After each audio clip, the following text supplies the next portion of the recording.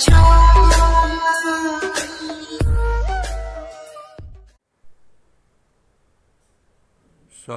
आज हम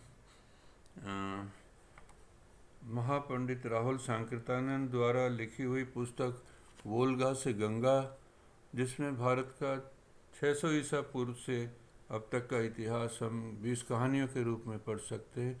इस पुस्तक में 11वीं कहानी प्रभा की है, जो 50 ईसा पूर्व के इतिहास के बारे में हमें ज्ञान देती है। साकेत, जिसको आज अयोध्या कहा जाता है, ये कभी किसी राजा की प्रधान राजधानी नहीं रहा, लिखते हैं। और वाल्मीकि ने भी अयोध्या नाम का प्रचार किया जब उन्होंने अपने रामायण को पुष्यमित्र या शुंग वंश के शासनकाल में लिखा गया है। तो ये ताजुब नहीं कि वाल्मीकि शुंग वंश के आश्रित कवि रहे हों। जातकों में जो 10वीं दशरथ जातक एक कहानी है, जिसकी राजधानी वाराणसी से उसको बदलकर उसको यहाँ इस कहानी में साकेत कर दिया गया है। तो इसमें यहाँ पर साकेत के पास नदी बहती थी, यहाँ पर तैराकी का प्रदर्शन होता था। तो यहाँ एक साकेतवासी वसंत का उत्सव भी तैराकी का मनाया करते थे। प्रभा, तो ये बहुत ही साकेत था उस समय। यहाँ पर यूनान के लोग बहुत से आके बसते थे। अश्वघोष की विद्या की ख्याति साकेत से ही दूर दूर तक पहुँची थी। यहाँ सारे वेदों और सारी वो विद्याओं में भी पारंगत थे। उम्र भी 24 साल थी।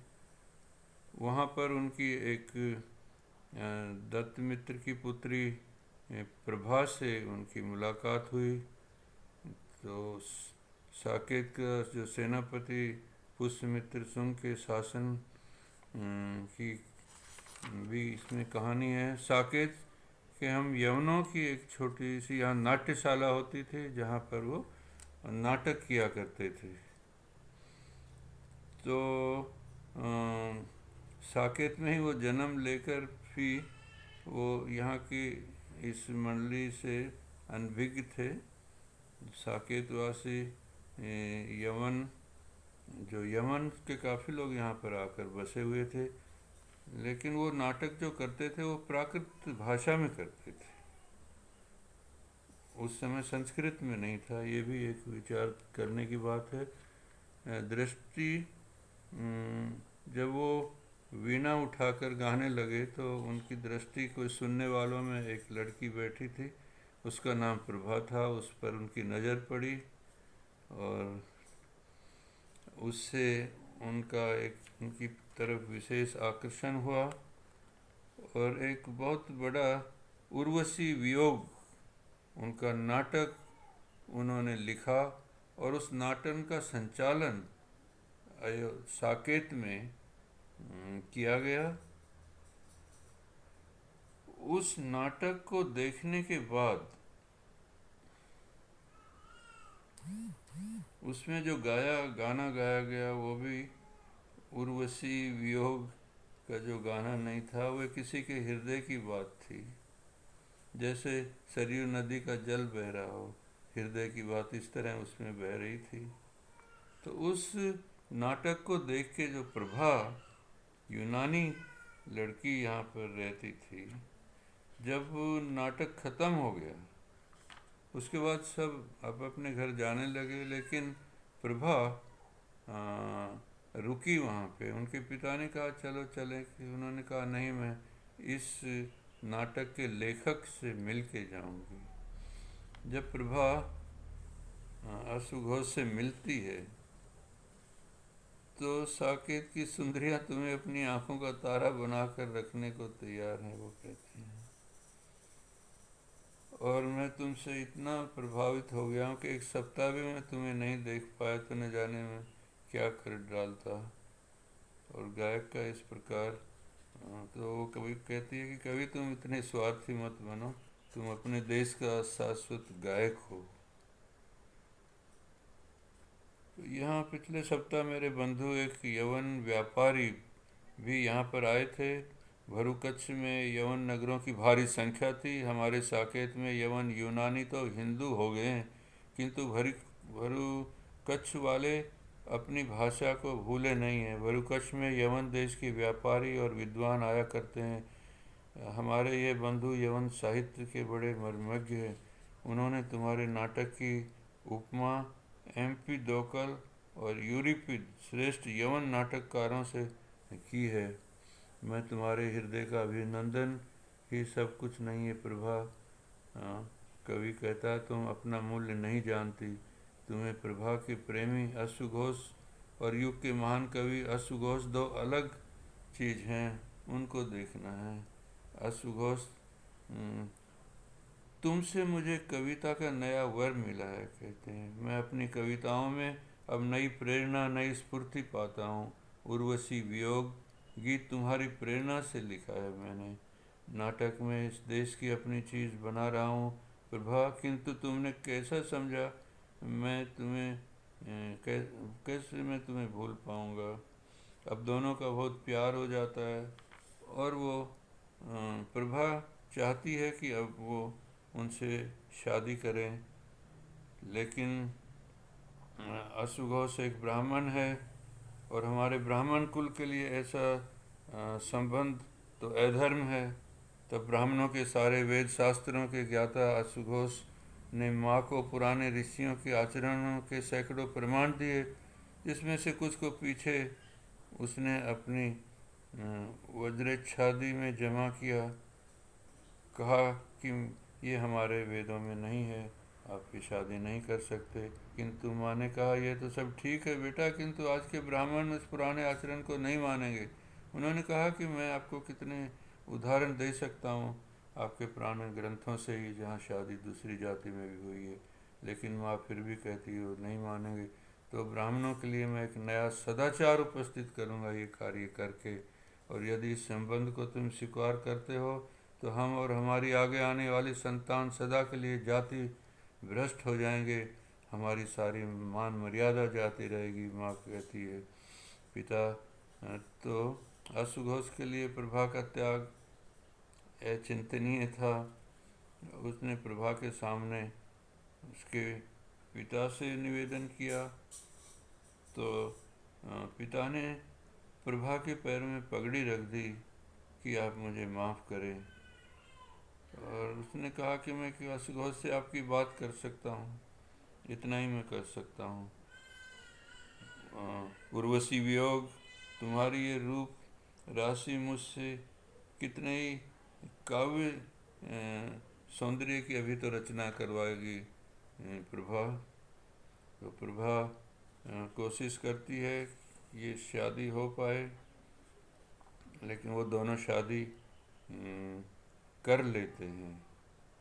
और बौद्ध गृहस्थ जीवन का रस लेने में बौद्धों में गृहस्थों की अपेक्षा भिक्षु बहुत कम होते हैं, और बौद्ध गृहस्थ जीवन का रस लेने में भी किसी से पीछे नहीं रहते। यहाँ बौद्ध ही सबसे उदार धर्म है। जब हमारे पूर्वज भारत में आए तो मलेच्छ कहकर उन्हें घृणा की जाती थी। आक्रमणकारी यवनों की बात मैं नहीं करती। यहाँ बस जो यहाँ बस गए थे वो लोग व्यापार के संबंधों से आए थे और उन यवनों के साथ यही बर्ताव था, किंतु बौद्ध उनसे कोई घृणा नहीं करते थे। यवन वस्तुतः अपने देशों में भी बौद्ध धर्म से परिचित हो गए थे। बौद्ध दर्शन सुन प्रभा से वैराग्य न कर लेना, प्रभा कहती है। तो साकेत के जो बौद्ध विहार थे उनमें महास्तवीर धर्मसेन होते थे। साथ ही हमारे देश के ब्राह्मण से चंडाल तक सारे कुलों के भिक्षु एक साथ रहते थे साकेत में। तो इससे हमें पता लगता है कि वहाँ जातिवाद भी बौद्ध धर्म में नहीं था और सभी जाति के लोग भिक्षु बने। बुद्ध ने अपने भिक्षु संघ को समुद्र कहा। उस संघ में जो भी जाता वह नदी की भांति नाम रूप छोड़कर समुद्र बन जाता। मैं तो बहुत अच्छा समझता यदि कालका राम के भिक्षुओं की भांति सारे पूर्व और जनपद देहात के लोग भेद शून्य हो जाते, न कोई जाति होती, न कोई भेद होता, न कोई वर्ण होता। एक बात मैंने तुमसे कही नहीं प्रिय, कि तुम्हारे पिता ने एक दिन मेरे सामने अपनी पगड़ी रख दी और कहने लगे, प्रभा असुघोष को तू मुक्त कर दे। मुझे ब्राह्मणों के पाखंड से अपार घृणा है। शायद ये केवल अपने स्वार्थ को मानते हैं। यदि पुरानी वेद मर्यादा को किसी ने तोड़ा, तभी ने नया रिवाज चला। बस इन्हें भोटे बछड़ों का मांस और अपनी भूसी दक्षिणा चाहिए। गरीब और जिनको ये नीच जातियाँ कहते हैं, वे सभी गरीब हैं। उनके लिए इनके धर्म में कोई स्थान नहीं है। मेरी प्रभा, तुम मेरी कविता में प्राण हो। कोई यवन ब्राह्मण धर्म को नहीं मानता, कि सभी बुद्ध धर्म को मानने वाले हैं। मेरा प्रेम तुमसे कुछ बड़ी चीज़ मांगता है। सुनो प्यारे। असुघोष ने विक्षिप्त की भांति खड़े हो प्रभा को उठकर दृढ़तापूर्वक अपनी छाती से गले लगाया। मेरा प्रेम चाहता है महान कवि असुघोष, अपने शाश्वत कवि रूप की भांति प्रभा के प्रेम को शाश्वत समझें। उसे सामने बैठी प्रभा के शरीर को न नापें। वो शाश्वत सुंदरी हो तो वास्तविक प्रभा की जगह तुम काल्पनिक प्रभा को मेरे सामने रखना चाहती हो। मैं एक सिर्फ 100 या 50 वर्ष रहने वाली हूँ, लेकिन शाश्वत है वो कैसे रहे। इस बात को सोचती है कि कैसे मेरे प्रियतम का प्रेम शाश्वत सदा सदा मेरे लिए रहे। ये शरीर तो ख़त्म हो जाने वाला है। आज मैं जवान हूँ, मैं बूढ़ी होंगी तो इनका प्रेम भी बूढ़ा होगा। मैं इनके प्रेम को जवा रखने के लिए प्रभा एक योजना बनाती है। वह एक दिन एक स्लिप पे लिख के चली जाती है, तकिए के रख के असुघोष के नीचे, और सरयू नदी में जाके वो आत्महत्या कर लेती है। क्या बुद्ध धर्म में दर्शन का स्थान नहीं है? स्थान क्यों नहीं? बुद्ध का धर्म दर्शन में है, किंतु बुद्ध उसे बेड़ों की भांति पार उठाकर चलाने के लिए नहीं कहते, सर पर उठाकर ढोने के लिए नहीं है। मेरे लिए बात ही काफ़ी है भदंत। अनात्मवाद है, सब कुछ अनित्य है। बुद्ध परिवर्तन चाहते थे और बेहतर जगत को लाने के लिए भिक्षु संघ को उन्होंने कभी उसी भविष्य के जगत के लिए एक नमूने के तौर पर पेश किया था, जहाँ जात पात नहीं हो, जहाँ ऊंच नीच नहीं हो, जहाँ सबके लिए भोग समान हो। भिक्षु संघ कुल नहीं देखता था, वह गुण गुण देखता था। तुम्हारे न कह भी रही थी कि मैं नहीं रहूँगी ताकि तुम्हारा युवा मेरे मन में जो कल्पना है वो बनी रहे और वीणा पर तुम्हारे गीत चलते रहे। प्रभा विदाई ले रही थी, उसने सरयू नदी की लहरों ने बुलाया है, ये लिखा कि मैं जा रही हूँ। तुमने मेरे प्रेम के लिए कोई वचन दिया है, याद है? मैं प्रभा के चिर तारुण्य, उनके सदा एक से रहने वाले सौंदर्य को दिए जा रही हूँ। मेरा प्रेम, ये शाश्वत यौवन तुम्हें प्रेरणा देगा। कई बार आंखों से आंसुओं को पोंछकर असुघोष ने पत्र को समाप्त किया। उसके बाद पत्र उनके हाथ से गिर गया।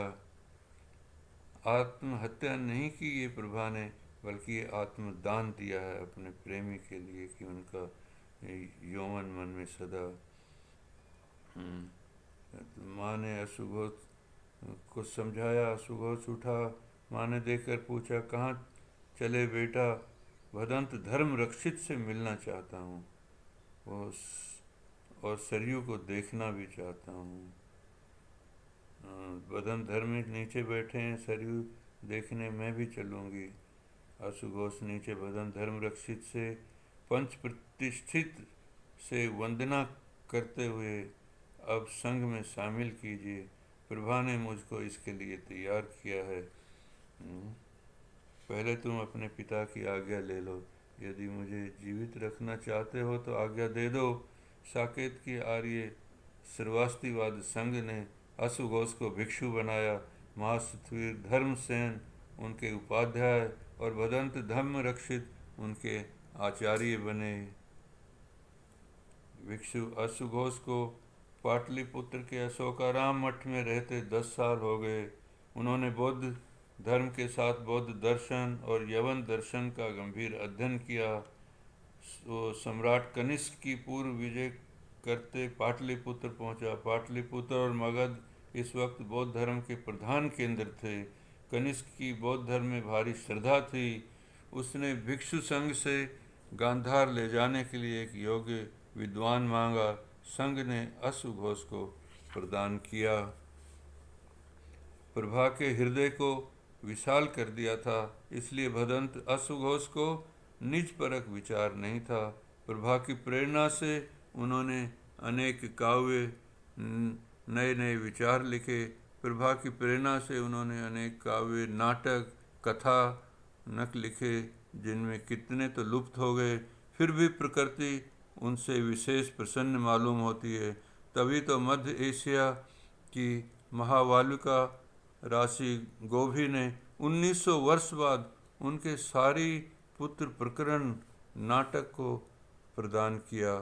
उनका द्वारा रचित बुद्ध चरित और सौंदरानंद अमर काव्य हैं, जो आज भी हमारे पास विद्यमान है। उन्होंने प्रभा के लिए वचन को अच्छी तरह निभाया और प्रभा के अम्लान सौंदर्य ने उनके काव्य को सुंदरतम बनाया। जन्मभूमि साकेत और माता स्वर्णाक्षी को उन्होंने कभी विस्मृत नहीं होने दिया और अपनी कृतियों में सदा अपने लिए साकेत तक आर्य स्वर्णाक्षी पुत्र अश्वघोष लिखा। ये इतिहास सदा सदा हमारे लिए प्रेरणा का स्रोत, और आज से 2000 वर्ष पुराना इतिहास पढ़ना है, आप अश्वघोष को पढ़ें। आपका मंगल हो, आपका भला हो।